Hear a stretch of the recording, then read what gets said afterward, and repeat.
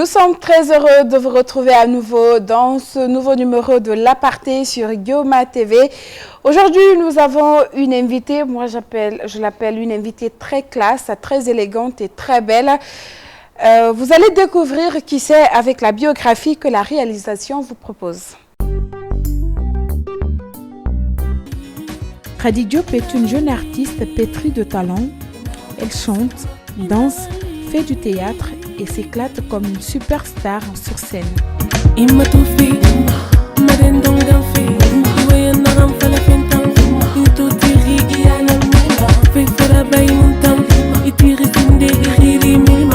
Cette Guinéenne d'origine sénégalaise a toujours été bercée par l'art et la culture urbaine.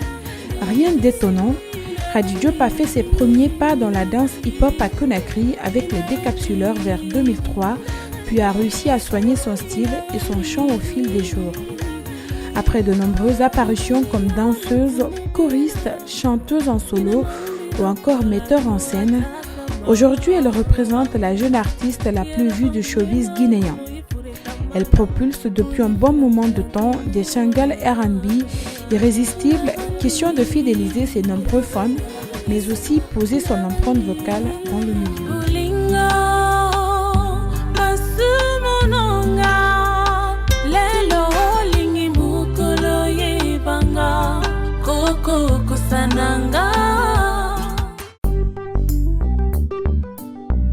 Retour sur ce plateau, Khady Diop, bonsoir. Bonsoir. Comment vous allez? Ça va, merci et vous? Ça va très bien. Alors, Khady Diop, née au Sénégal et grandie en Guinée, comment s'est passé, disons, le transfert? C'était un peu difficile pour moi au début parce que je ne connaissais que le Sénégal, disons mes deux régions, la petite côte qui était Mbour, là où je suis née, et Thiès, là où j'ai grandi, la capitale du rail, que je connaissais. Je connaissais même pas Dakar très bien. J'ai juste fait une année scolaire à Dakar, une année, je ne me rappelle même plus quelle année. Et c'était difficile pour moi de quitter, parce que déjà, j'avais mes tantes qui me disaient hey, tu pars à Conakry, il n'y a pas de courant là-bas, il n'y a pas d'eau. Tu ne vas pas te laver pendant une semaine. Donc, je ne faisais que pleurer. J'ai dit, je ne veux pas partir et tout. C'était difficile. Et un truc bête que j'ai fait, j'ai pris tous mes habits que j'ai donnés à mes cousines et tout. Je me suis dit, comme les enfants, comment ils réfléchissent, je disais, ah, je vais laisser mes habits ici. Comme ça, ma mère va dire, attends, quand tu vas refaire ta valise, tu vas venir. Ma mère m'a dit, ah, t'as tout donné? J'ai dit oui. Elle m'a dit, ok, il te reste combien d'habits? J'ai dit, ouais, un pantalon. Elle m'a dit, on va avec ça. Et c'était une décision de maman ou c'est parce que elle n'était plus avec votre papa? Non, ma mère est séparée de mon père depuis que j'avais 3 ans, donc ça n'avait rien à voir. Parce que je suis arrivée ici, j'avais déjà 15 ans et demi. Ça n'avait rien à voir, c'est que voilà, le Sénégal faisait plus son affaire. Elle a décidé de revenir voir aussi ce qu'elle peut faire ici. En plus, elle avait sa maison ici. Donc voilà, elle a décidé de rentrer chez elle, quoi. Et comment vous avez fait pour vous adapter à la vie guinéenne, surtout que les tantes ont déjà déstabilisé la petite enfant que vous étiez? Non, en fait, elle disait ça juste pour rigoler. Mais moi, j'ai tellement pris ça au sérieux. Je suis même venue, ma grand-mère, la pauvre, quand je suis venue, je ne lui ai même pas dit bonjour. Elle m'a dit, hey, on était ensemble ou bien on a dormi ensemble. Tellement j'étais là, tirer ma bouche. Pendant une semaine, je n'étais pas bien parce que j'avais laissé mes cousines, mes copines, tout ça là. Le changement, ça allait être dur. Je ne comprenais pas la langue aussi au début. Je ne connaissais pas aussi, mais tout de suite, j'ai commencé quand même les cours parce que j'ai commencé les cours de vacances. J'ai commencé à me faire des copines. Au stade aussi, je faisais le hand. Donc, j'ai créé aussi d'autres amitiés là-bas et tout. Et c'est comme ça que c'est parti, parce que je suis quelqu'un en fait qui s'adapte très vite. Et les souvenirs au Sénégal, vous pouvez un peu nous les rappeler? Pas beaucoup. Pas beaucoup. Ce que je sais, c'est qu'à l'école, j'étais pas mal à l'école. Je vivais avec 4 cousines à la fin avant que je ne vienne. Parce que ma mère était déjà là en fait. Donc j'étais chez ma tante. J'étais avec mes 4 cousines. On faisait tout ensemble. On n'avait même pas besoin de sortir. Et on vivait dans une cité où tout le monde se connaissait et tout. C'était comme une famille. C'est ce bon souvenir.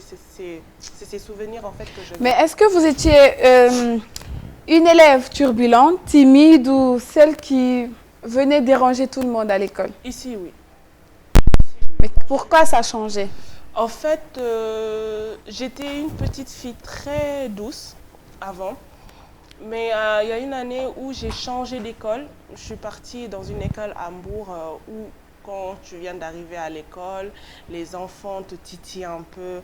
Ils ont envie de savoir si tu dois être le souffle-douleur ou si tu te laisses faire, c'est fini. Donc j'étais devenue une bagarreuse parce que je ne voulais pas me laisser marcher dessus.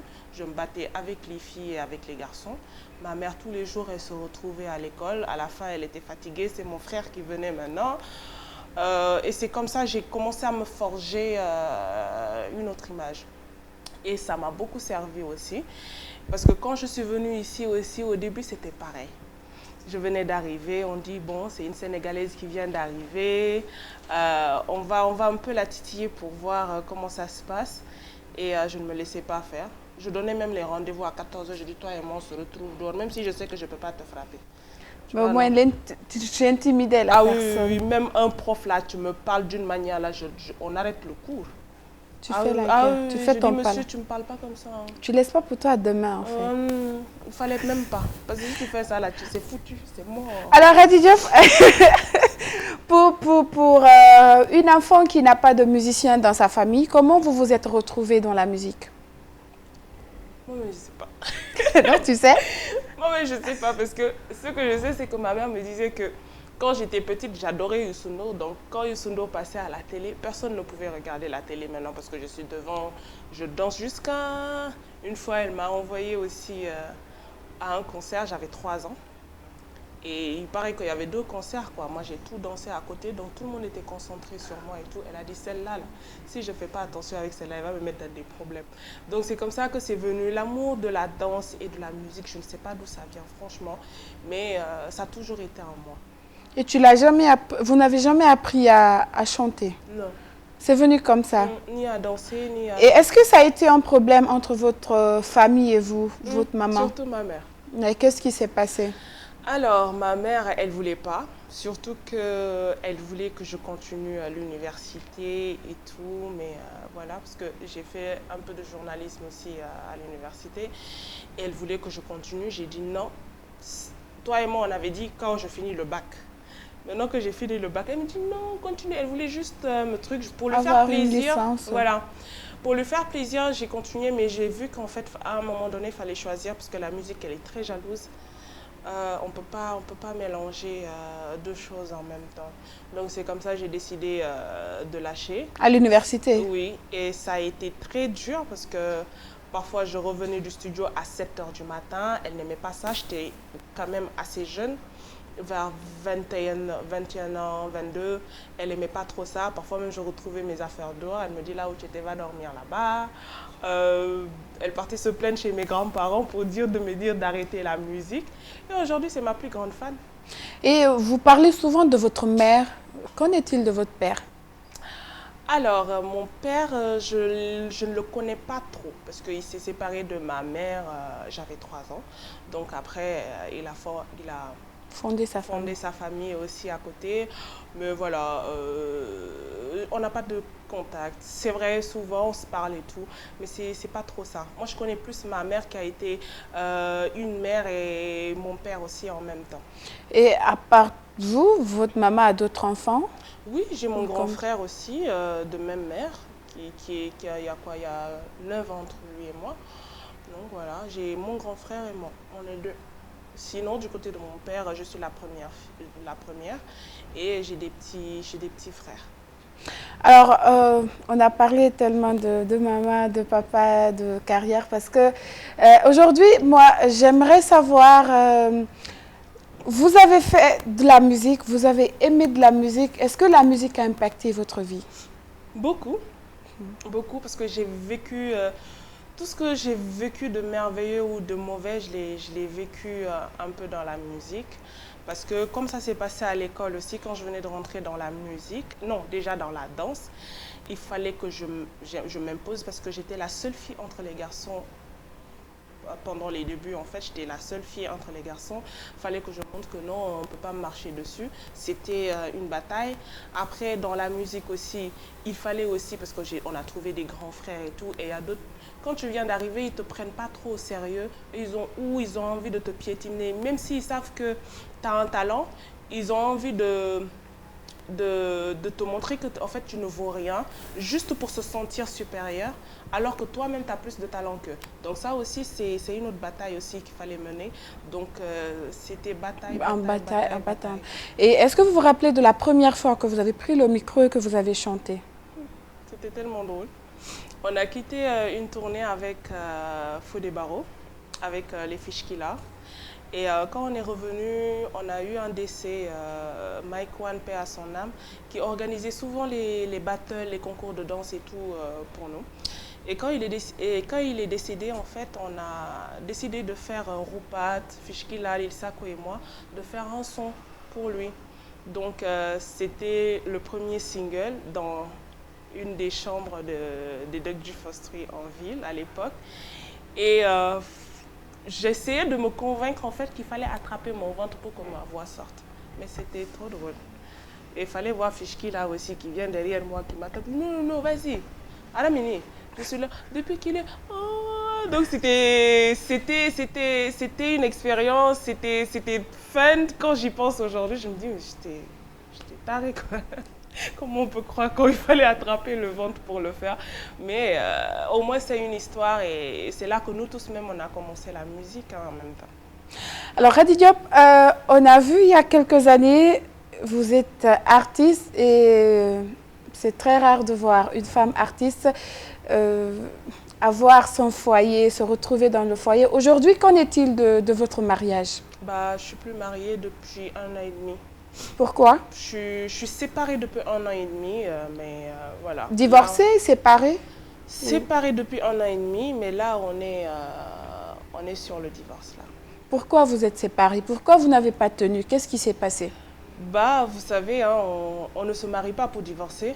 Donc quand ça arrive là, c'est que vraiment ça ne tenait plus. Non, on veut savoir ce qui ne tenait plus, c'est ce qu'on veut savoir. Parce que oui. C'est très beau à dire, bon, ça n'a pas marché, on ne s'est pas compris. Non, mais pourquoi pas une histoire de dire ça n'a pas marché. Moi, je n'ai pas honte de parler de mon ancien mariage. Parce que c'est une expérience aussi pour moi de savoir que déjà de le mariage, ce n'est pas une fin en soi. Du moment que même je me suis mariée par amour, j'y croyais. C'est pas comme si j'étais pressée de rentrer dans un mariage, non. C'est parce que j'avais rencontré quelqu'un, je me disais on pouvait évoluer ensemble, on pouvait se battre ensemble. Et c'était quelqu'un vraiment qui me soutenait dans tout ce que je faisais. Mais quand je suis rentrée dans le mariage, j'ai vu un autre visage. Et j'en ai souffert pendant 2 ans et demi. Mentalement, physiquement, jusqu'à aller aux tentatives de suicide, toute seule dans la maison. Un stress que je ne peux pas expliquer. Donc après, ça n'en vaut pas la peine. Pourquoi ne pas sortir de ça et se reprendre? Et aujourd'hui, je me reprends et je suis très fière de cette femme que je suis devenue. Très forte en plus. Et est-ce que c'était votre premier amour? Non. C'était pas mon premier amour, mais je l'ai aimé aussi, sinon j'allais jamais me marier parce que l'élan sur lequel j'étais, quand on me voyait, on sait que j'étais pas une go prête à rentrer dans un mariage. C'est parce que j'y croyais que je suis rentrée dedans. Donc si ça n'a pas marché, c'est parce que Dieu l'a voulu comme ça, je pense. Et nous, on aime bien remonter le temps. Est-ce que vous vous rappelez de votre premier amour? Oui. Il s'appelait Paul-Pierre Ngoum, un métis capverdien au Sénégal. Vous l'avez rencontré à l'école ou... Oui, à l'école, oui. Est-ce que vous gardez de bons souvenirs de lui? Oui, de très bons souvenirs parce que c'était quelqu'un qui était tellement beau. Et moi, c'est à quel âge? J'avais quoi, 15 ans. Okay. C'était copain, copine, genre vite fait, quoi. Avec des lettres? Yeah. Maman. Feuille, là, n'existait plus dans nos cahiers. Et est-ce que vous êtes toujours en contact aujourd'hui? Non, quelque chose que je regrette beaucoup, parce que quand je pars au Sénégal, j'ai tellement pas le temps, que je pense que lui, il est devenu un père de famille maintenant. Hein. Il jouait au foot en ce moment, en même temps il y avait l'école. On s'entendait super bien, quelqu'un qui me respectait énormément. Et pourtant, il avait les filles comme ça derrière lui. Parce qu'il était beau gosse. Ouais, mais ça ne l'intéressait pas. Quand on dit métis cap-verdien. Mais à part lui, est-ce que vous avez rencontré d'autres personnes, à part votre ex-mari, bien sûr, est-ce que vous avez rencontré d'autres personnes que vous avez aimées vraiment, ces personnes en qui vous... Oui, à part Paul, mon premier copain que j'ai eu, dont je tairai le nom ici, parce que maintenant c'est un responsable. Mon premier copain que j'ai eu ici, oui, mais après c'était quoi des histoires vite fait. Ouais, non, en fait, c'était pas des histoires vite fait, mais j'étais devenue en fait une fille qui s'attachait pas. Parce que je me disais, de toute façon, les hommes, ils sont tous pareils et tout. Et aujourd'hui, c'est ce truc-là que je regrette, en fait, tu vois. Parce que c'est sûr que, que vous avez laissé beaucoup de personnes passer. Non, même pas beaucoup de personnes passer. Mais je me dis que si j'étais restée aussi dure avant, peut-être qu'il y a certaines choses que j'allais pas vivre aujourd'hui.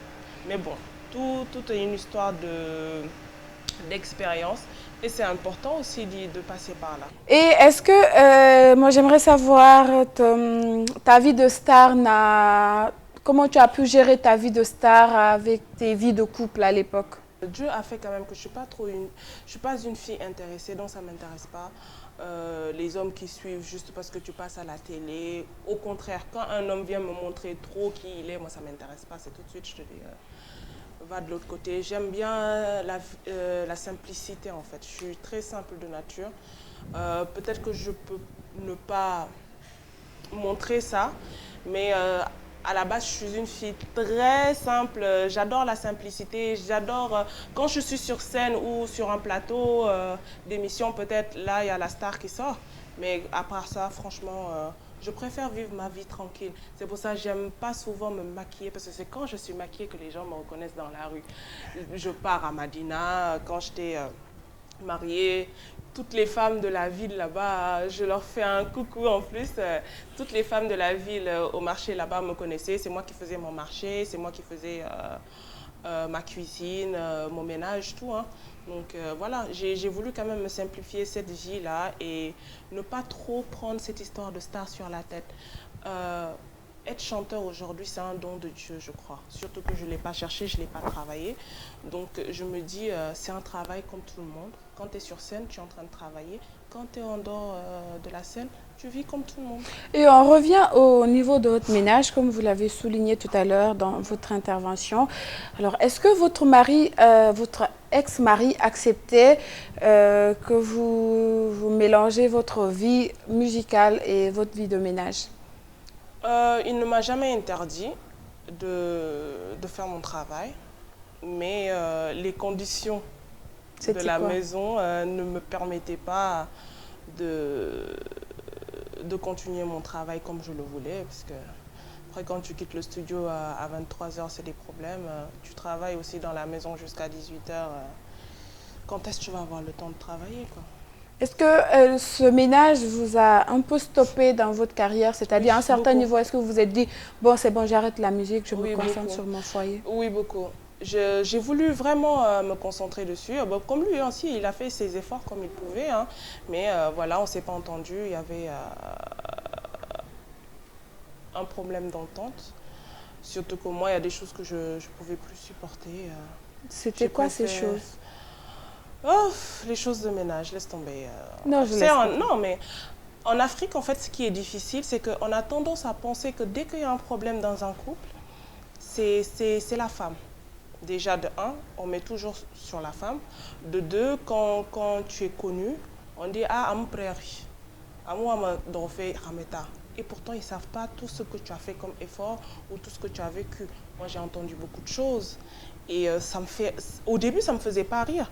Mais maintenant, ça me fait rire et j'ai pitié des gens qui parlent comme ça. Je dis toujours que le Seigneur vous pardonne parce que vous ne savez pas de quoi vous parlez. Ça n'a pas marché, ça n'a pas marché. Je ne serai pas celle qui va dénigrer son ex-mari ou parce qu'on va toujours s'attendre à ça. Moi, j'ai envie d'en parler, pas pour moi, pour les autres aussi qui se pressent de rentrer dans un ménage. Je pense que c'est mieux de s'occuper de son avenir d'abord, avoir quelque chose de très solide avant de rentrer dans un mariage. C'est très important.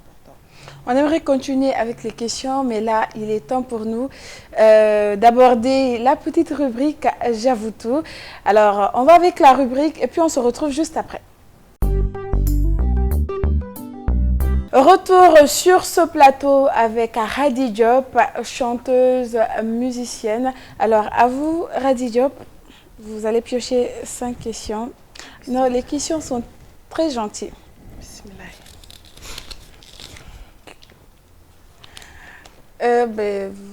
Il faut lire hein, à haute voix.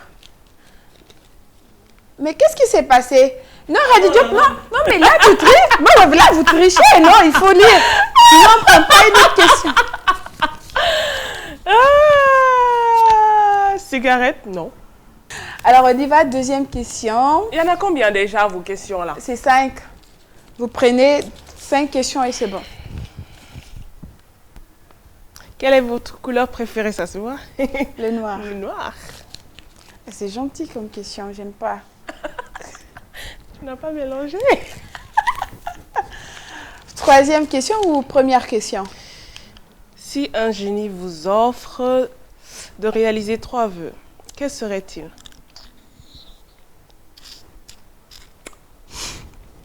Beaucoup d'argent. Rendre ma mère heureuse. Un enfant? Non.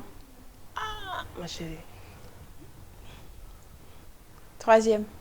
Troisième là, ce que tu as dit là, Ça fait partie? ça fait partie, mais pourquoi pas 4 vœux? Ok, 4. Un enfant 3. Un bonus? et beaucoup de succès dans ce que je fais. Mais ok, d'accord. Et là, Ça fait 4? Non, là on est à 3. 3 questions. Oui. Il vous reste 2 questions. On peut tout finir aussi, ça me dérange pas. Non. Ici, c'est le temps. Comme tu dis qu'il y a des questions gentilles là. Quelle est la dernière émotion qui vous a... Ouf, ça, je voulais pas cette question par contre. Bah, il faut essayer de lire parce que moi, je n'ai rien entendu. Quelle est la dernière émotion qui vous a de plus marqué? J'ai perdu un ami, un petit frère que je pleure toujours, qui était Inky, avec qui je vivais à Dakar, et qui est décédé brusquement le lendemain de la fête par noyade. Et on était obligé de revenir jusqu'ici, l'enterrer, ça a été un choc pour moi. Et Ça va aller. Ça va aller. voilà, Ça fait combien de questions? ça fait 4. Ça va aller. Vous avez de très beaux souvenirs avec cette personne. Parlez-nous de ce frère. Je peux pas. Si. Si, vos souvenirs, qu'est-ce qu'il était pour vous? Pourquoi vous l'aimez tant? Il a beaucoup marqué votre vie. Je peux pas parler de... Si, vous pouvez parler de lui. Si vous pleurez, c'est parce qu'il est dans votre cœur. Vous l'avez perdu depuis quand? Il y a juste 2 mois, c'est frais. C'est encore frais.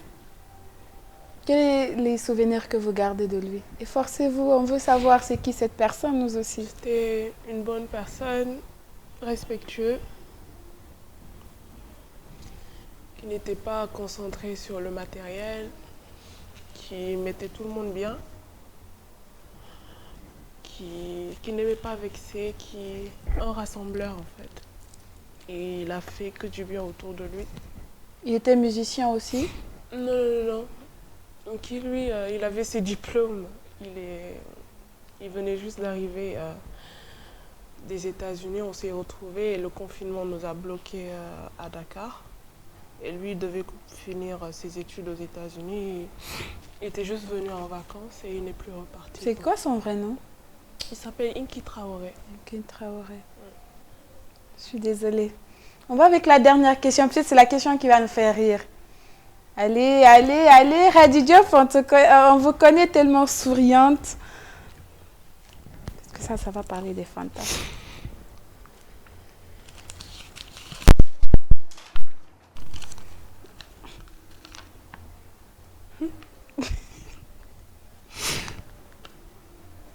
Si vous devez changer une chose chez toi, une seule, quelle serait cette chose? Je te laisse répondre.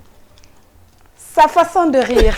Tout à l'heure, en off, je l'ai dit. Je ne sais pas pourquoi, quand vous riez, bon, en effet, ça serait là, peut-être, moi, pour vous, ça serait quoi? Mais c'est ça. Il faut faire de l'effort, c'est juste simple. Mais je peux pas. Alors, c'était la rubrique J'avoue tout qui a sorti certaines émotions. C'est vrai que cette émission, c'était pour rire, mais à un certain niveau, si les émotions les plus tristes aussi sortent, ça c'est pas mal. Alors, Hady Diop, quels sont vos projets d'avenir aujourd'hui? Vous avez essayé le ménage, ça n'a pas marché. Dans quoi vous allez vraiment être focalisé? Bah là, je préfère me concentrer sur mon travail déjà, parce que le premier mari de la femme, je pense que c'est son boulot. Et voilà, j'ai fini l'album là depuis janvier et je suis à Dakar pour l'album. Je suis rentrée la semaine passée, on l'a terminé. Juste les featuring qu'on va venir travailler ici.